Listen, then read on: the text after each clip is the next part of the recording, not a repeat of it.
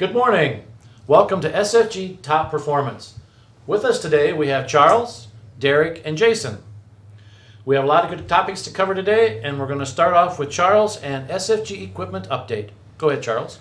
Equipment wise, we're finishing up getting some of the stuff winterized for winter. We're still doing a little bit of, going to do some fall spraying so we can get it all ready to go.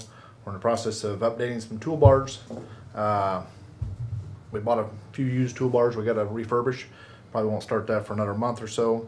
We're in the process of getting the elevators finished up. Anhydrous plants are getting finished up, the two that we overhauled. And we're doing a lot of landscaping. We've been doing a big landscaping project in the city of Knoxville and Melcher, trying to make the drainage a lot better. We finally got a rain this week, so we can tell how good we actually did. So far so good, but got a little tweaking in both places and get a little grass seeding and be ready to go. Next thing we've been working on is getting the lime machine ready to go. We've got two machines that we're going to use for lime. We've got a 4-wheel machine and a 3-wheel machine.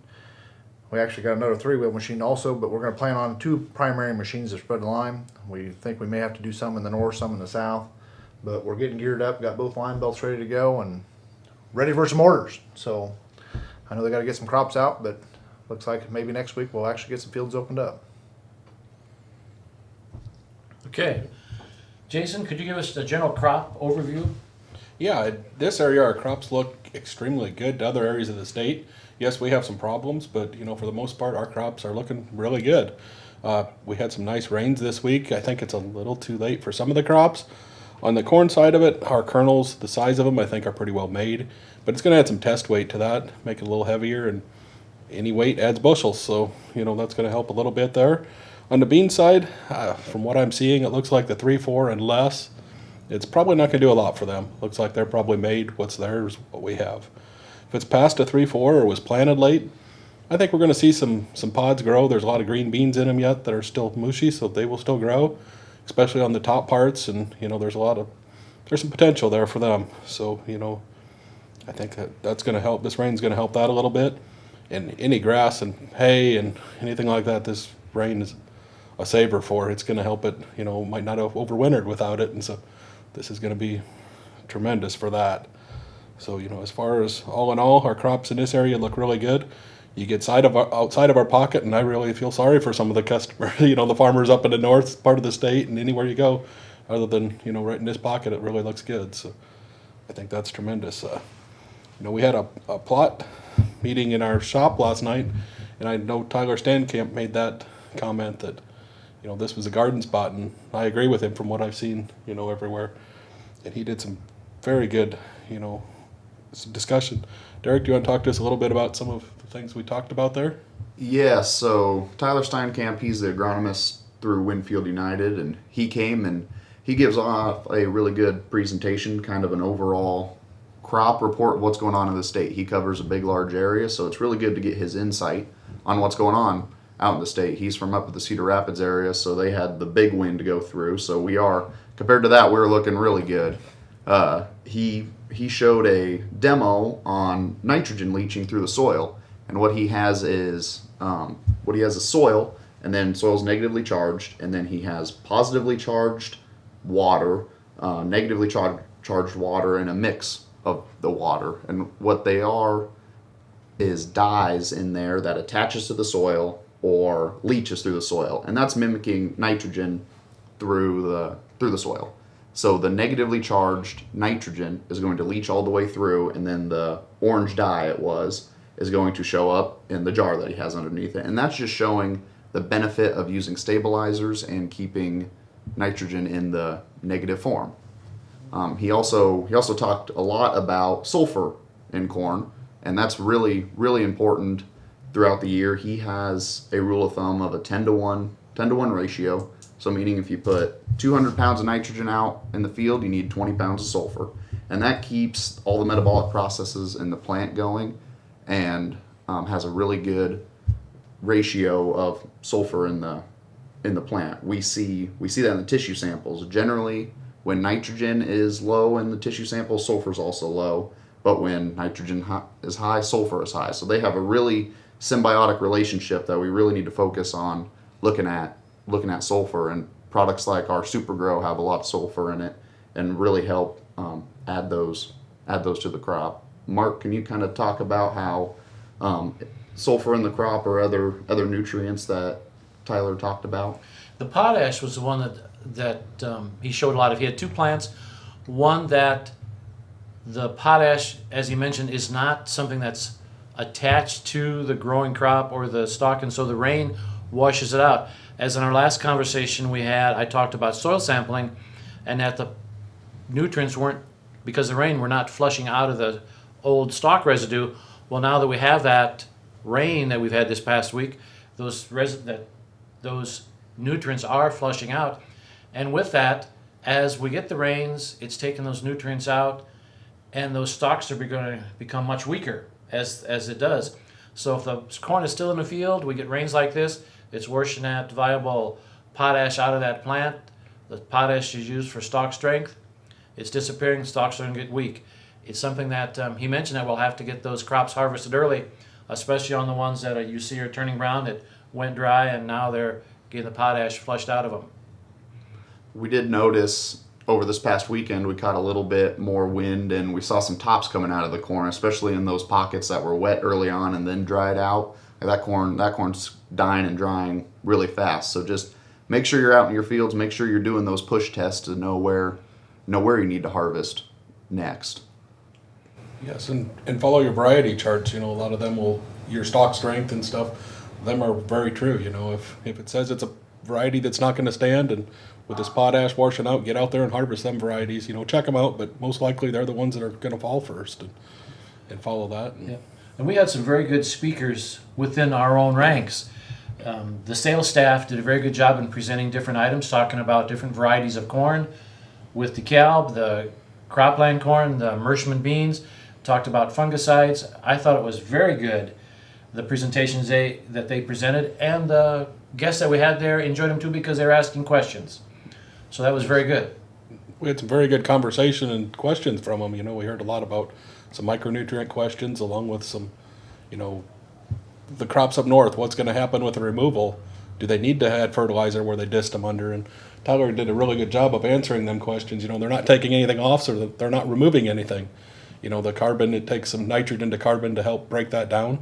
So, but there's nothing gone. It just has to break down. So I thought that was interesting to hear, because I had that same question myself, and that answered a lot of them. What's the removal going to be? So, Yep. We also at the plot spoke about our new technology that we have for this coming year, and we're really focusing on variable rate technology, either on soil sampling or basing it off yield. We have the capabilities to look at those soil samples and do the normal variable rate off where the soil sample is low. We'll put more nutrients there, but also we've really dove into looking at yield normalization. And what that is 5 years of yield data averaged over one field, and then we find those high productivity areas and the low productivity areas. So then we VRT everything like nitrogen based on those zones. So no matter, even if you don't have a soil test, if you have yield data, we can figure out where those areas of the fields are producing better. So then we can put more nutrients on that, and we can do that for dry fertilizer and nitrogen. We can do it for all the nutrients that you need. We had Rick from Stealth Ag come and talk about soil sampling and gearing up for this fall. We're approaching that time that we need to do some sampling, and we really want to push and focus on getting those orders in, getting those samples ready, and then that way we're going to be able to get lime done. Lime's very important that we need to get done, and you almost have to have a soil test in order to lime, because we need to get away from just those blanket rates of lime, because it's really hard. Nobody really knows how much lime the soil needs unless you have the test, and you don't know unless you have the buffer pH. And I just wanted to explain a little bit what the buffer pH versus regular pH is. So when we talk about lime, we talk about pH. So corn, you want it right at about 6.5 pH. What the buffer is how much lime your soil needs to get to that 6.5 pH. So if I have a pH of 6, so it's a little bit acid and I need to add some lime, There's some areas of the field that needs 1 ton to get 6.5. There's some areas of the field that needs 2 ton to get 6.5. And the only way we know that is if we take a soil test and actually have that test done at the lab.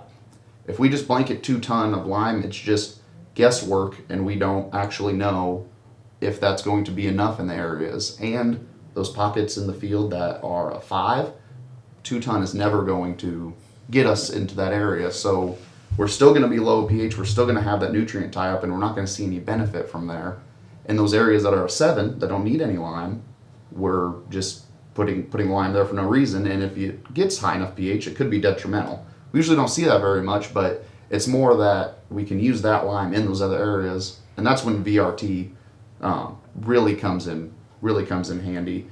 I bet almost every time we take a soil sample, we could save enough money from putting the lime where it needs to go to pay for that sample, and it's just really, really beneficial to VRT, and there's really no other better way that we can put lime on the field. Derek, when they grade lime, they grade it as ECCE. The calcium carbonate equivalent is what they're looking at. Our quarries in our area here run from 970 to 1100. So if I'm using a test of 1100 and you comment about putting a ton of lime on, I'm just getting 1100 pounds of my calcium carbonate equivalent. So if my test comes back and says I need 3 ton, are they talking 3 ton of pure calcium carbonate equivalent, or are they talking 3 ton of lime that I have in my quarry?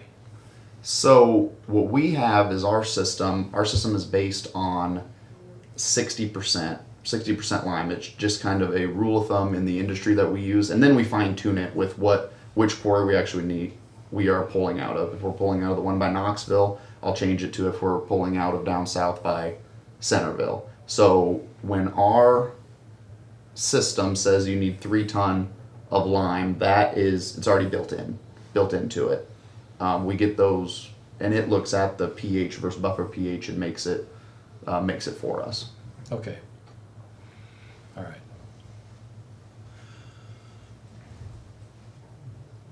Well, our overall night yesterday brought us a lot of information. It's important that we continue to look at our lime going forward. We need to be getting our lime orders in, getting information. If you as a customer are concerned about getting a field sampled, get your name on the list, get the results back. Derek can work with those. Make sure you get them tested well, and get your recommendations made. We get the information to Charles, and Charles can get it spread for you. Those are some of the things that Smith Fertilizing Grain can do for you. And there's a long list of what we have. But one of the main things I like to look at when I'm dealing with my customers and we're talking about should I lime or should I not lime, should I fertilize or should I not fertilize, it's a rule of common sense that I have. And it was printed by John Ruskin back in the late 1800s, and it's still accurate today. And I'd like to read it to you. The rule of common sense. It's unwise to pay too much, but it's worse to pay too little. When you pay too much, you lose a little money. That's all. When you pay too little, you sometimes lose everything, because the thing you bought was not capable of doing the thing it was meant to do.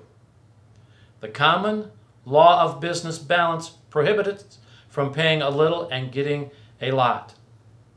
It is well to add something for the risk you run, and if you do that, you will have enough to pay for something better. And that's something for all of us to live by.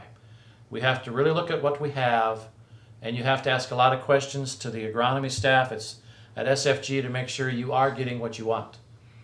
Be sure to push them to help you. And I want to thank everyone for turning in today. It's been a wonderful day. We're getting our rain. The soil samples will come back accurate. We can get the lime applied for you as needed. And have a great fall, and we'll see you in 2 weeks.